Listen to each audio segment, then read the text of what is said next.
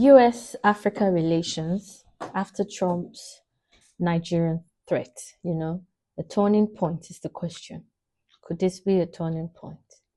Okay, so with all the information going on and the analysis from economics, political scientists, and scholars on the weight of that statement, one will need to ask the question, is this a turning point for US and African relations?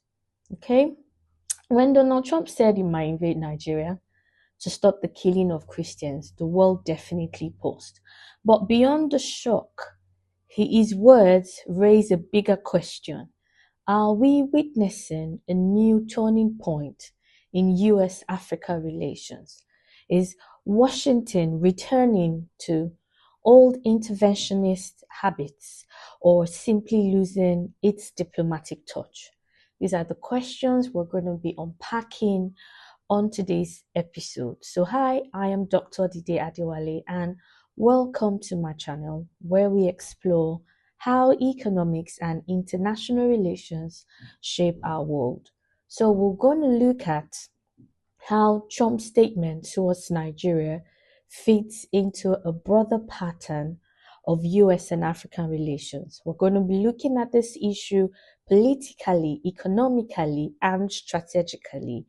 And what it reveals, what this whole situation will reveal about how Africa is shifting place in global power as well.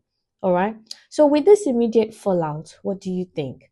So in my opinion, Trump's threat to send troops or launch strikes in Nigeria has definitely sparked outrage across Africa. So Nigeria's government rejected the claim outright, reaffirming the country's religious freedom and sovereignty. So, but this moment did more than just cause headlines. It exposed how fragile the US-Africa relationship has become over time. So since the end of the Cold War, the USA has spoken of partnerships with Africa, but its actions, often mix aid, security, interest, and even moral rhetoric. So Trump's words reminded many Africans of the older paternalistic tone that used to define, Western policy toward the continent. So over time, this pattern has not changed. It's still the same existing pattern. Looking at that, let's look at how, this pattern is looking like, politically. So politically, this episode, this tweet, this statement deepens Africa's skepticism towards US intentions. You see, for years, Washington has talked about equal partnership, but threats of intervention, you understand, undermine that message. So in a continent where sovereignty and self-determination are central, that rhetoric is politically toxic. So at the same time, Africa is no longer a passive player. Look at Nigeria, South Africa, Kenya, and Egypt now engage multi-powers like China, Russia, the EU, India, and the Gulf states. So when the US uses coercive language, it pushes African states further into a multipolar diplomacy. This actually also raises domestic political implications.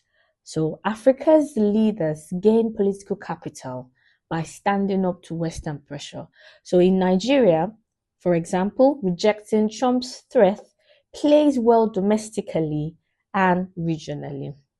So let's look at the economic sides of things now, the economic stakes of this whole statements and the reaction and what it actually means for US and African relations. Let's talk about money.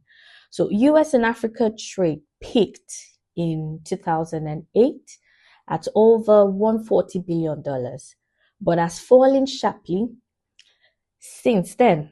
And this is because, there's trade with China now, there's China-Africa trade, which has now exceeded $250 billion annually. So US companies invest heavily like we know in energy, tech, and infrastructure, but they face stiff competition from Asia now. So, looking at Trump's remarks, by injecting uncertainty, this will make Africa appear politically risky to American investors. Do you get the dynamics? So Nigeria, which is Africa's largest economy and oil producer, is vital for US energy and business interests. So if the relationship becomes adversarial, investors might turn to less controversial partners, or turn to Chinese financing, which comes with fewer political conditions. So in economic diplomacy, perception is power. So the more the US frames Africa through crisis or conflict, the harder it becomes to build credible long-term partnerships. Okay, so looking at it globally now and strategically, what are the implications? This moment also sits within the broader global rivalry.